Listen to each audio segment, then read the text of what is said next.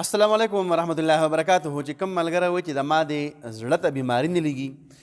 یا د ما ته د زړه ویره یا هغه ویره ما په زړه کې ویره ده ډېر سخت یېرېږم یا هغه ملګري چې زما زړه دې بالکل محفوظ شي او زما زړه د ګبراهټ رانه شي او ما ته د هارټ اټیک ونه شي او ما ته داسې د زړه نورې بیمارۍ نه ونه لګي. اسان عمل دی جي زم چې دا عمل به انشاءالله العزیز زم چې دا به دغه کولی شي نو بوډاګانې هم کولی شي دغه مشران هم کولی شي او دغه نوجوانان هم کولی شي چې کله موږ او تاسو اوده کېږو که ملګرو اوده کېږو که نه د هغې نه مخکې موږ تاسو اسان دی الله بندګانو 11 پیرې